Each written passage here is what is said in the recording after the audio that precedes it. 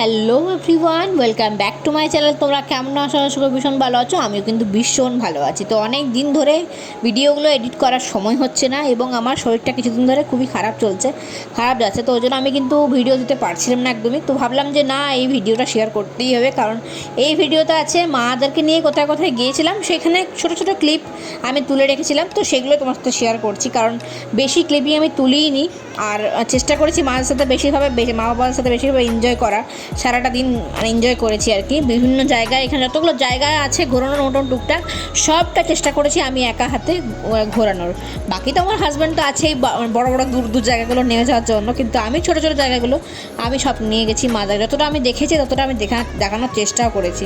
তো একদিন রাস্তা দিয়ে আসার সময় দেখো শিউলি ফুল পেয়েছিলাম। তো ধুতরা ফুল, শিউলি ফুল, জবা ফুল সব পেয়েছিলাম। তো এগুলো নিয়ে এসে পুজো করেছিলাম। তো সেগুলো একটু শেয়ার করে দিলাম তোমার সাথে। আর এত ভালো লাগছিলো শিউলি ফুলটা আজকে পেয়ে, কী বলবো, মানে মনটা খুশি হয়ে গেছিলো।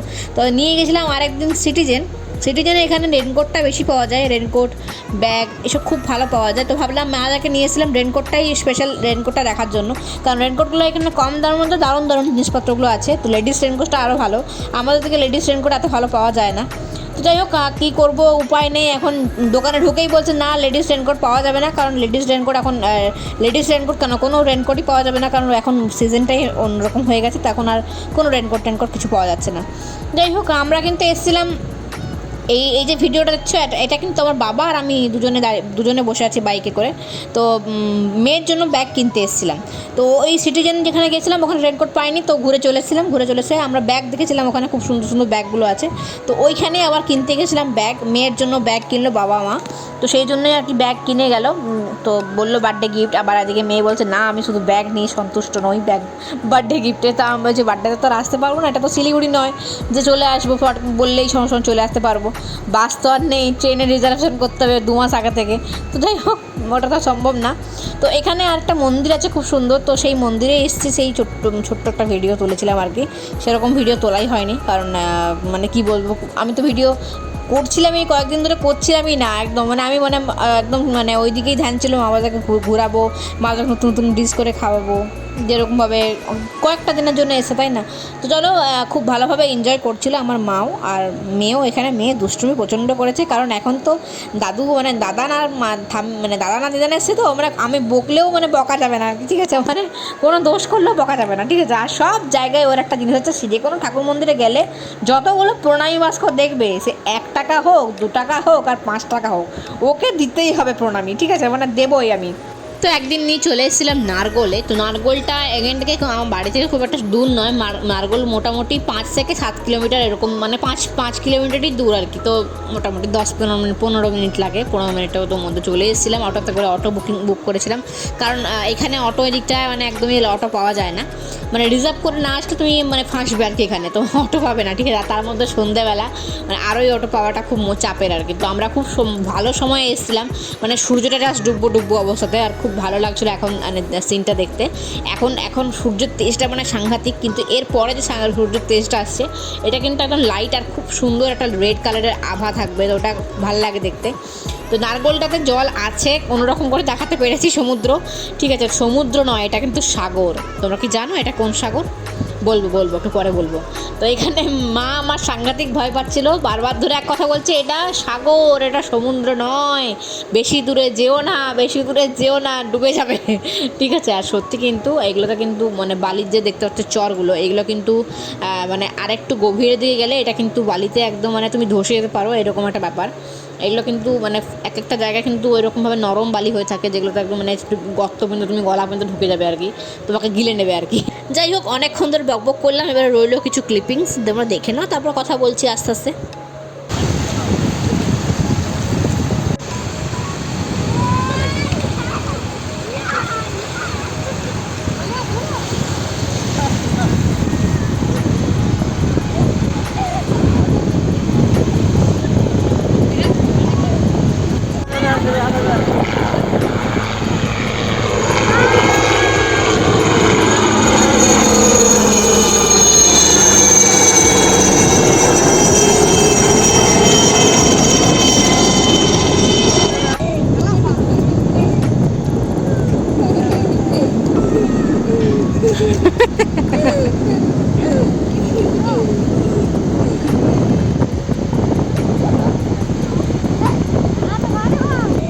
ঠিক এখানে আমার বাবা কিন্তু একটা ভিডিও তুলছিল, তো ভিডিও তুলে বলছে সবাইকে দেখো আমি আরব সাগরে এসেছি। তো ঠিক বলেছে বাবা কোনো ভুল বলেনি। তো এটা কিন্তু আরব সাগর। তো পুরোটাই আমাদের যতগুলো এখানে সামনাসামনি আছে আর কি বিচ, সেগুলো সবটাই হচ্ছে আরব সাগর। এটা আমি সার্চ করে দেখেছি, এটা সাগরের বালি কিন্তু কালো হয় আর সমুদ্রের বালি কিন্তু সাদা হয়।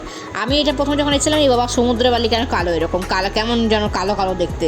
তো আমি ঠিক বুঝতে পারিনি কেন কালো দেখতে আর কি। তো আমি অনেকক্ষণ ধরে গুগলে সার্চ করি, বারবার ধরে সার্চ করি, ম্যাপে সার্চ করি যে এটা কী সাগর, কী সমুদ্র, কী নাম এই সমুদ্রটার। এমনিতে তো সমুদ্রের যে ওরকম নাম নারগোল বিচ, তারপরে এদিকে নাম হচ্ছে তোমার উমরগাঁও বিচ। তো এই বিচগুলোর নাম কিন্তু এই যে জলটার নামটা কি, অ্যাকচুয়ালি উৎস কোথায়, অ্যাকচুয়ালি স্রোত কোথায় যাচ্ছে, সেগুলো আমি সার্চ করছিলাম। তো সার্চ করতে তো দেখা গেল যে এই যে পুরোটার দিকে যে গুজরাটটা নিয়ে পুরোটা যাচ্ছে আর কি এই সমুদ্রটার নাম হচ্ছে, এটা সমুদ্র না, এটা সাগর, এটা আরব সাগর। এটা আরব সাগরের মানে ওই জন্যই আমি বললাম যে আরব সাগর। তো বাবা ভিডিওতে সেটাই বলছিল যে আরব সাগরের মধ্যে আমরা এখন আছি। আর হ্যাঁ, আরব সাগরের মধ্যেই কিন্তু ছিল। তোমাদেরকেও শেয়ার করলাম। তো তোমরা দেখে নিও কখনো সময় পেলে। উমরগাঁওয়ের যেটা লাগোয়া যে সমুদ্র বা সাগর যেটা বলছি আমি, তো সেটা কিন্তু একটা আরব সাগর।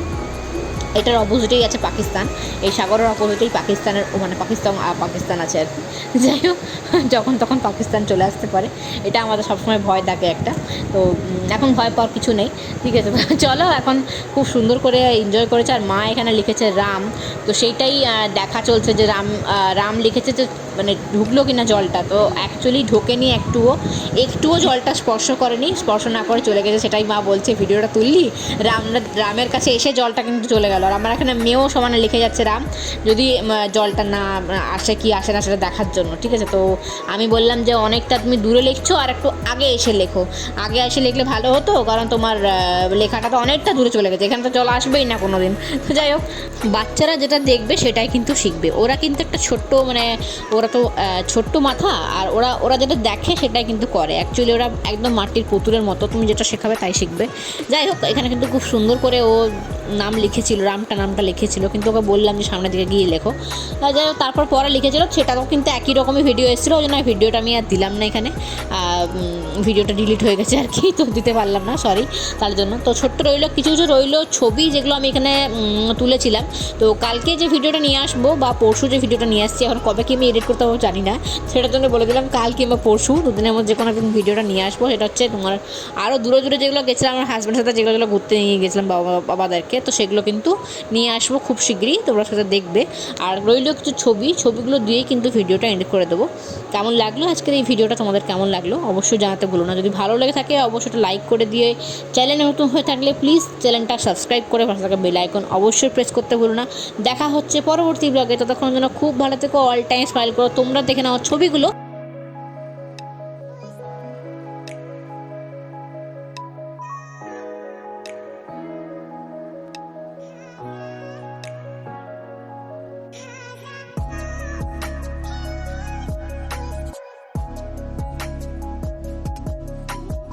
আমি কিন্তু চাইলেই ভিডিওগুলো করতে পারতাম, ব্লগ করতে পারতাম, ডেলি ব্লগ, ঠিক আছে, কিন্তু আমি কয়েকদিন ধরে করিনি ইচ্ছে করে। যখন আমার শ্বশুরে এসেছিলো, মানে মামা বাপেরে যখন এসেছিলো, তখনও লক্ষ্য করে দেখেছিলে হয়তো, আমি কিন্তু তখনও ভিডিও কিন্তু ভালোভাবে তুলিনি, আর এখনও তুলিনি। কারণ আমি চাইছিলাম যখন তারা আসছে তখন তাদেরকে টাইম দেওয়াটা আমার উচিত। তো তারা তো এখানে দেখেনি এগুলো জিনিসগুলো কোথায় কী পাওয়া যায়, এখানে যেরকম কত কিছু মাছ পাওয়া যায়, কত রকমের মাছ পাওয়া যায়, মাছগুলোর অনেক কম দাম, কিছু মাছ আছে ওইগুলো যেটা এইদিকে পাওয়া যায় সেটা ওইদিকে পাওয়াই যায় না।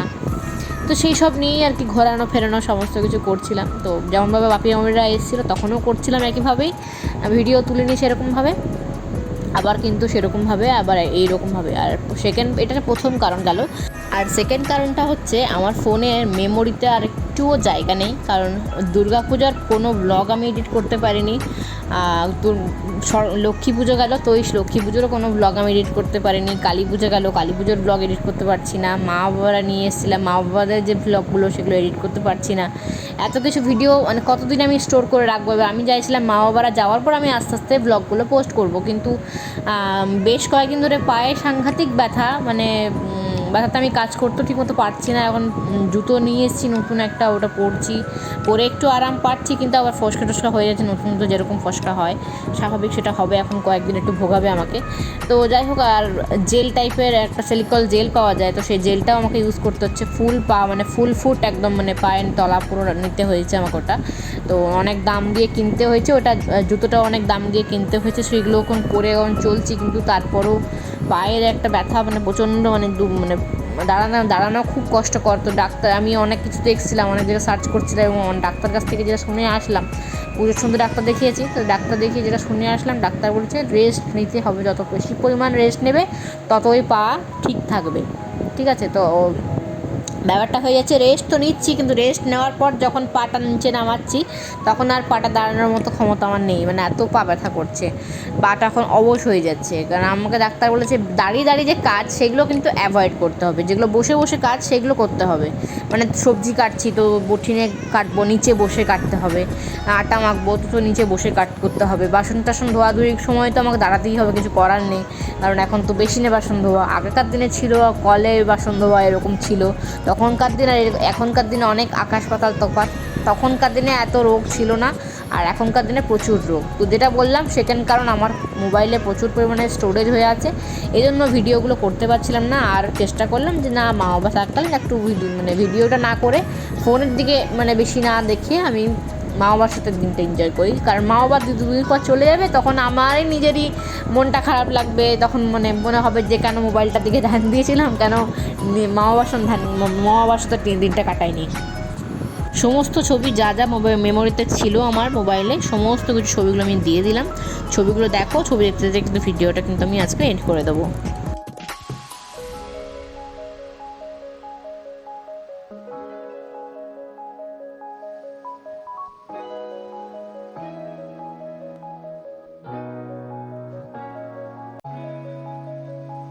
আজ আসি, দেখা হচ্ছে পরের একটা নতুন ব্লগে। ততক্ষণের জন্য সবাই খুব ভালো থেকো, অল টাইম স্মাইল করতে কিন্তু একদম ভুলো না।